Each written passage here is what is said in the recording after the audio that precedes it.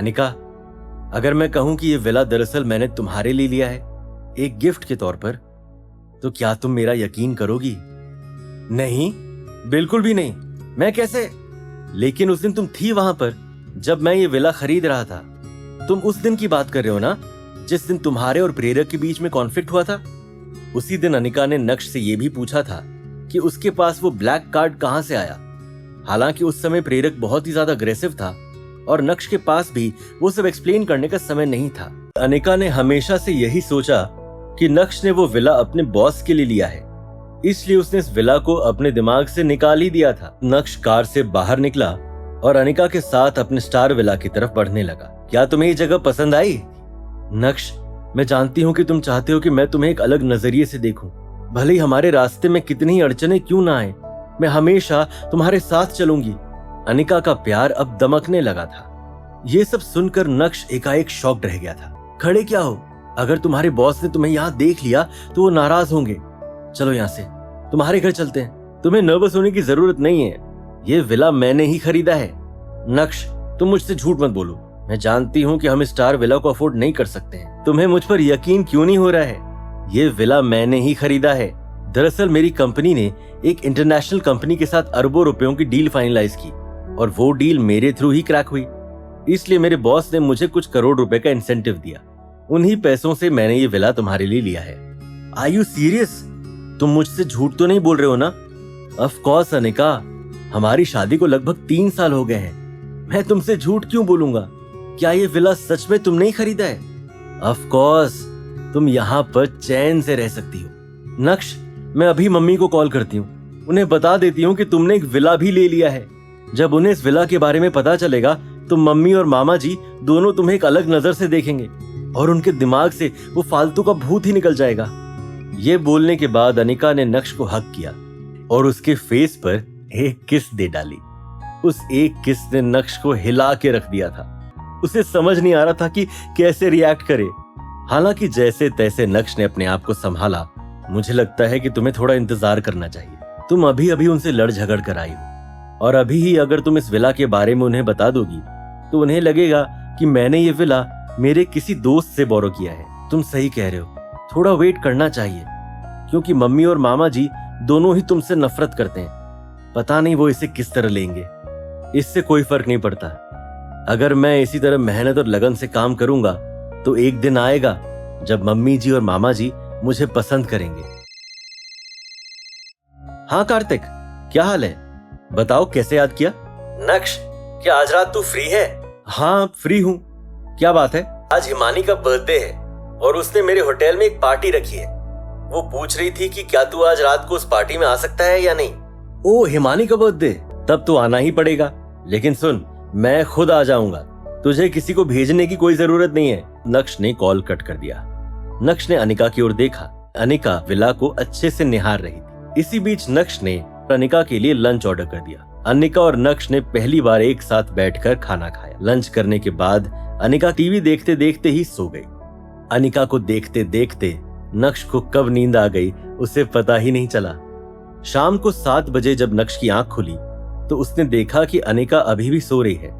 Party में जाने का समय हो गया था। रेडी होने के बाद जब नक्श बाहर आया तब तक अनिका उठ चुकी थी। नक्श, तुम कहीं बाहर जा रहे हो? हाँ, वो बॉस का आज कॉल आया था, उन्होंने जरूरी काम से मुझे बुलाया है। तुम मजे करो, डिनर ऑर्डर कर देना, मुझे आने में थोड़ा लेट हो जाएगा। ठीक है, तुम जाओ और अपना काम करो, मैं निकलता हूँ, तुम अपना ध्यान रखना। नक्श अपने स्टार विला से निकल गया। नक्श सबसे पहले सूरत शहर के सबसे बड़े मॉल हाइपर सिटी गया। उसने हिमानी के लिए कुछ लाखों रुपए का एक नेकलेस पसंद किया। नेकलेस खरीदने के बाद नक्श सीधा होटल प्राइम स्टार की तरफ बढ़ा। उसे रिसीव करने के लिए इरफान भाई पहले से ही वहां मौजूद थे। अरे गॉड फादर आ गए, मैं आपका ही इंतजार कर रहा था। कार्तिक सर ने आपके इंतजार की ड्यूटी लगा दी आज मेरी। अभी आपने मुझे क्या कहा? गॉड फादर, आपका दिल बहुत बड़ा है नक्श साहब। और मेरे गुरुजी, भले ही वो बहुत बड़े गुंडे थे, लेकिन उनका दिल भी आपके जैसा ही था, इसलिए हुए ना आप मेरे गॉड फादर। हिमानी कहाँ पर है? हिमानी मैडम ऊपर तैयार हो रही हैं, आज उनका जन्मदिन है ना। सूरत शहर से बड़े बड़े लोग आज उनसे मिलने आने वाले हैं, प्रेपरेशंस तो बनती है। जब नक्श ने बैंक्वेट हॉल में कदम रखा तो अभी पार्टी शुरू नहीं हुई थी। बैंक्वेट हॉल के एक तरफ सारे एक्सपेंसिव गिफ्ट्स रखे थे जो गेस्ट हिमानी के लिए लेकर आए थे। क्या बात है इरफान भाई, आज तलवार या चाकू नहीं निकला? गुस्सा पूरी तरह से कंट्रोल हो गया है। गॉडफादर के मुंह से ये सब सुनकर अच्छा लगा। नक्श साहब, मैंने वो सब काम अब छोड़ दिया है। कार्तिक साहब ने होटल संभालने की जिम्मेदारी दे दी है। सॉरी सर, मुझे नहीं पता था कि आपके साथ हैं। मुझे सॉरी बोलने से क्या होगा? जल्दी से मेरे गॉडफादर से माफी मांगो। गॉडफादर? सरप्राइज अंदाज में वो स्टाफ मेंबर नक्श को देखने लगा। हालांकि पार्टी में आने से पहले नक्श तैयार जरूर हुआ था, लेकिन उसकी सिंपल क्लोथिंग और हाथ में एक छोटा सा बॉक्स देखकर उस स्टाफ मेंबर को लगा कि नक्श किसी बिग शॉट का बॉडीगार्ड है। तुम्हें इन्हें गॉडफादर बुलाने की कोई जरूरत नहीं है, ये सिर्फ मेरे गॉडफादर हैं। तुम इन्हें नक्श साहब बुलाओ। आई एम सॉरी नक्श साहब, इसमें तुम्हारी कोई गलती नहीं है। जाओ और अपना काम करो। अब खड़े खड़े देख क्या रहे हो? जाओ यहां से। अरे देखो देखो, उर्वशी बेहोश हो गई है। उस आवाज को सुनकर बाकी के गेस्ट भी घेरा बनाकर उर्वशी के सामने खड़े हो गए और धीमी आवाज में डिस्कशन करने लगे। भीड़ को तितर बितर करते हुए जब इरफान भाई सीन पर पहुंचे तो उनकी आंखों के सामने एक खूबसूरत औरत जमीन पर पड़ी थी। क्या चल रहा है? क्या तुम इन्हें जानते हो? गॉडफादर, शायद आप नहीं जानते, इनका नाम उर्वशी मेहता है। ये सूरत शहर की सबसे बड़ी real estate company Mehta group की सीईओ हैं। इनके भाई कपिल मेहता लोक आंदोलन पार्टी के पॉलिटिशियन हैं। उसी समय भीड़ में मौजूद कुछ लोगों ने डॉक्टर अवनी को भी पहचान लिया था और धीमी आवाज में डॉक्टर को लेकर डिस्कशन करने लगे। डॉक्टर अवनी ने किसी भी बात पर ध्यान नहीं दिया और तुरंत ही उर्वशी के पास बैठकर उसका मेडिकल एग्जामिनेशन करने लगी। तभी हिमानी भी कुछ फीमेल बॉडीगार्ड्स के साथ मौके पर पहुंची। डॉक्टर अवनी, उर्वशी की हालत कैसी है अब? डॉक्टर अवनी हिमानी को थोड़ा साइड में ले गई और धीमी आवाज में बोली, मिस हिमानी, मुझे लगता है कि उर्वशी प्रेग्नेंट है। पक्का प्रेग्नेंट है, इसका पेट तो देखो। क्या उर्वशी प्रेग्नेंट है? ये कब हुआ? ये हो कैसे सकता है? उर्वशी की तो अब तक शादी भी नहीं हुई है। देखते ही देखते भीड़ में मौजूद लोगों ने बातें बनाना शुरू कर दिया। डॉक्टर अवनी ने पानी के छींटे डालते हुए उर्वशी को होश में लाने की कोशिश की, लेकिन उनके सारे प्रयास विफल जा रहे थे और ये देखकर अब भीड़ की टेंशन और भी ज्यादा बढ़ने लगी थी। मुझे लगता है कि हमें उर्वशी को जल्दी से जल्दी हॉस्पिटल लेकर जाना चाहिए। उसके चेहरे की सूजन बढ़ती जा रही है और दोनों हाथ पर रैशेस होना भी शुरू हो गए हैं। कुछ मेडिकल चेकअप्स हो जाने के बाद ही हमें पता चलेगा कि आखिर उसे हुआ क्या है। कोई जरूरत नहीं है, उर्वशी को हॉस्पिटल भेजना पूरी तरह से यूजलेस है।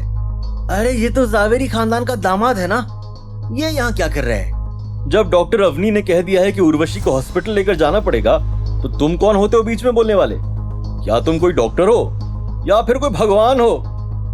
नक्श के सीन में आते ही लोगों ने उसे तुरंत ही पहचान लिया था, और पहचाने कैसे नहीं, पूरे सूरत में नक्श एक यूजलेस दामाद के नाम से फेमस जो था। लेकिन अगले ही पल सबकी आंखें फटी की फटी रह गई जब हिमानी के कदम नक्श की ओर बढ़े। नक्श सर, आज तुम्हारा बर्थडे है, मेरी तरफ से तुम्हें जन्मदिन की बहुत बहुत बधाई। थैंक यू नक्श सर। गॉडफादर, आप मुझे उर्वशी मैडम को हॉस्पिटल क्यों नहीं ले जाने दे रहे हैं? कहीं ऐसा तो नहीं कि आपने डॉक्टरी की भी पढ़ाई की है?